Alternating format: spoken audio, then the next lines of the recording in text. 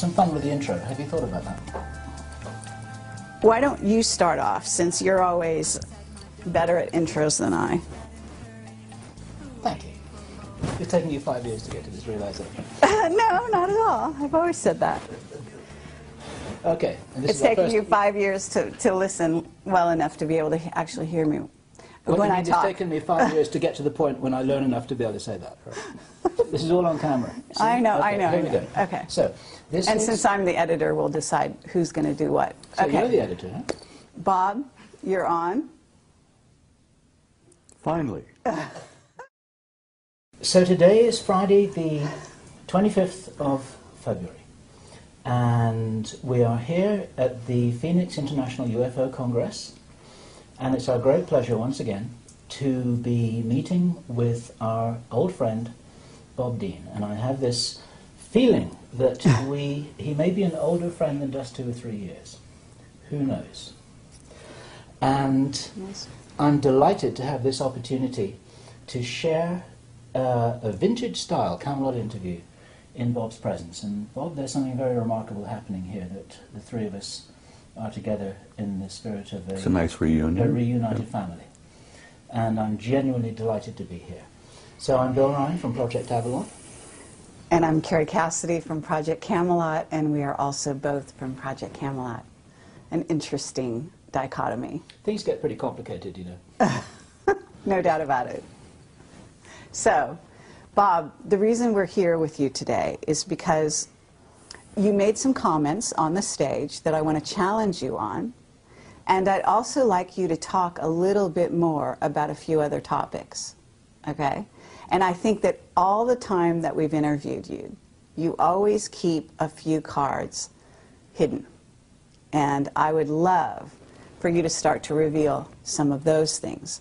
And I realize that, you know, you put yourself in danger and other people in danger when you do reveal too much. And so with that in mind, I assume you're going to be as careful as you ever are. I would love you to disclose as much as you can, because who knows how many more opportunities we're going to have to really get you on camera, and especially in this arrangement with the two of us here, just like old times. Well, you know, I have this feeling sometimes that Bob's going to outlive us both, actually. I know, he looks fabulous, so this, you know, it should be against the law to look so wonderful. At, what, 82? Are you 80? I'll be 82 next week. Lovely. All right. 2nd of March. Fabulous. Happy birthday, Bob. And as I said in my speech yesterday, every time I get out of bed, I'm in a state of shock that I'm still here. But I am still here because apparently I've not completed what I came to do. Apparently not. Well, you're needed. That's for sure. What do you feel you are here to do, Bob? Something which I said to you just the other day is that the information that you share isn't as important as the inspiration that you provide. And I wondered what you felt your job really was. It took me a long time to reach the conclusion of why I really was here.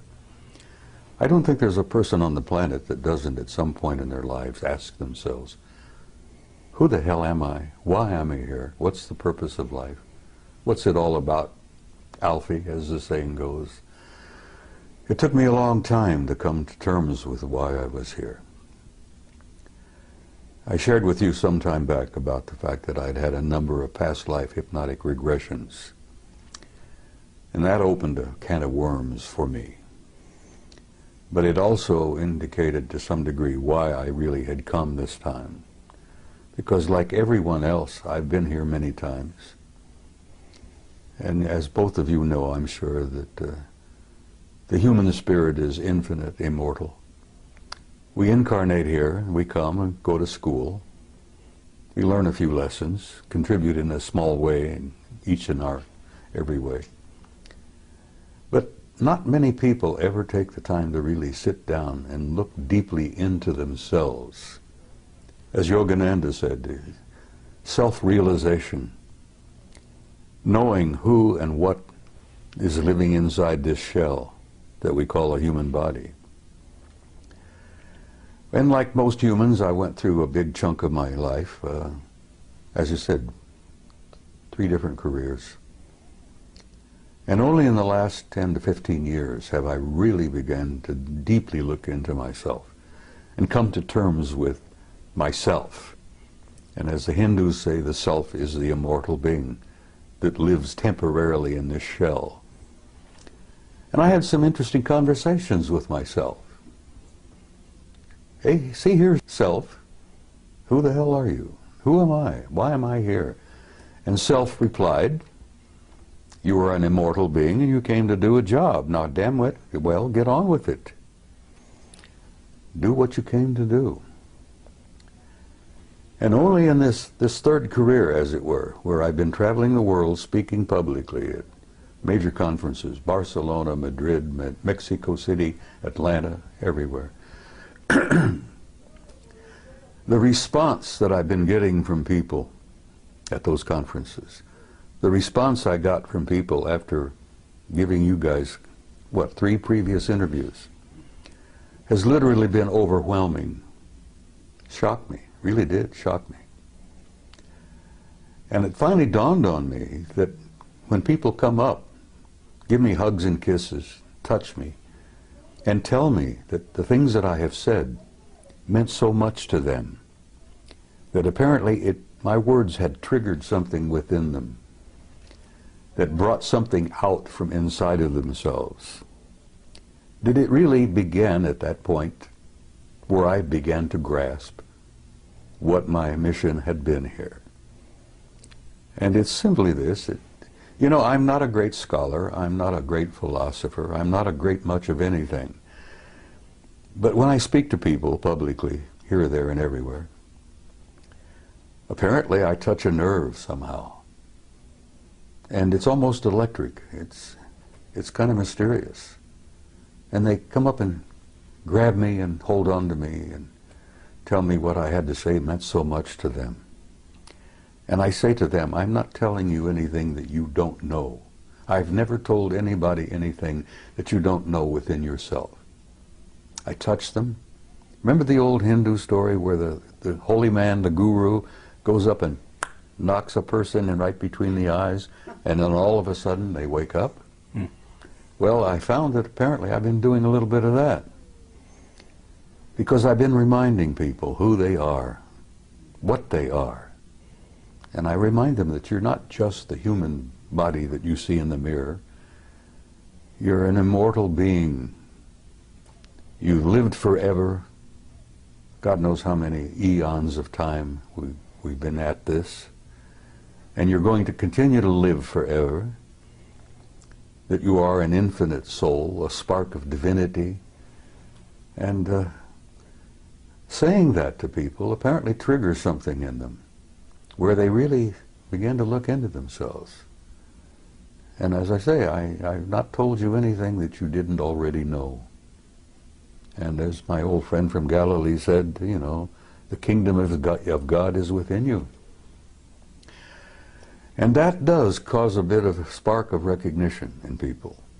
Well, Bob, with that in mind, when you were on stage yesterday, you said that people out there, and you didn't mean the audience you were talking to, but you said they couldn't handle the truth. The masses. Yes. And I actually want to take issue with that because well, we've taken issue with that before. Yes. You are convinced that everybody's ready. No, it's not so much that they're ready. It's that they have can a deal right with it. to know. Well, having the right and to know. judging for them is just what the Illuminati have always done. They have decided what we're allowed to know and what we're not allowed to know. And it's not up to them. It's not up to you, and it's not up to anyone else to determine who is ready to know and who isn't. It's up to them to know. I'm not determining for anybody who's ready. I know, but what I'm saying is, you know, you are a leader, okay? And for you to go on stage and say that they're not ready is not encouraging the people and acknowledging the people out there, the young people especially, who actually out there in the masses don't need to go to a UFO conference in order to prove that they're not only ready, but they've been on that page for a very long time. That's why these sci-fi movies are flocked to by the masses around the world. That's why these shows are watched, because not only do they watch them out of curiosity, but they watch them because they remember. Some of them come in at this time, they're They coming know. in, yes, they're They know coming in in their with heart. total recall. Yeah. So all I wanted to say to you is that I believe that there are a lot more ready for the real truth than people in the inside, whether it be on the inside from this sector or far in deep in black projects, are willing to give them credit for. Over the last 20 years, I've noticed a change in human nature. There has been definitely an expansion of consciousness in masses of people all over the planet. Yes. And I'm gratified by that. I'm encouraged by that. And I've never determined for anyone whether they were not ready or not. And when I made my comment yesterday, I told you that there are a lot of people here who are ready, but there are many who are not. And I use the analogy of Billy Dew, the native boy from New Guinea. When he was exposed to realities that he had never been prepared to be exposed to, it literally devastated him psychically to the point that the kid died. I understand. He literally starved to death. He died from, dehydration in a jungle that was filled with water and fruit and But nuts. Bob, they've been preparing us, and we've been preparing them, because we've been working on the same thing. Disclosure has been happening non-stop now for almost 20 Disclosure years. has been underway, and it's working. Yes, And this is part of it. exactly. But it's a So very slow process. it may or may not be. In other words, it might have been slow for you, and you were one of the fast ones back then, because you got access to things that other people to this day don't know about. If you heard my remarks yesterday, I damn near died. The truth damn near killed me. I was not prepared for it. I understand. And but I've seen we're a in lot of the different world, time. and I'm looking at the world from 82 years, and you're just a chicken. You're looking at the world, what? I won't even get I into know. it.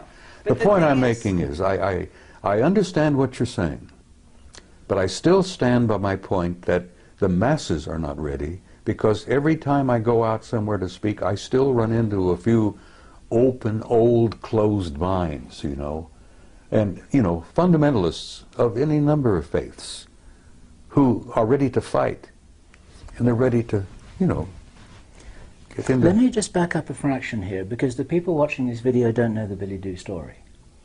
And I wonder if I can summarize it, I encapsulate... think that it's been out there.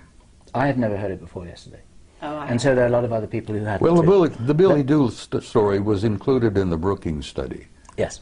The theme here, it's a true story of a young native boy in Papua New Guinea called Billy Dew, and everybody loved him, and they thought there's a special reward for the fact that he was a lovely young guy.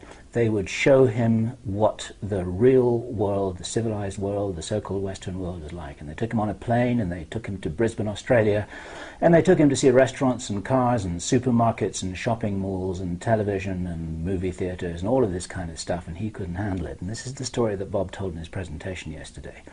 My question for you, Bob, is it possible that that could have been done, could have been accomplished in a kinder, more supportive way that would have enabled Billy Dew to handle the truth? Or was he just dropped in it and then left to his own devices without any support? You see, they didn't really intend to do what they did. And you're right, if Billy Dew had been prepared, he might have been able to survive it. Because the shock of the world that he came from, the psychic shock of seeing the other world out there, was more than he was prepared for. The psychic shock, the spiritual shock to that kid, literally killed him. Yes, he could have been prepared, but they didn't understand that at that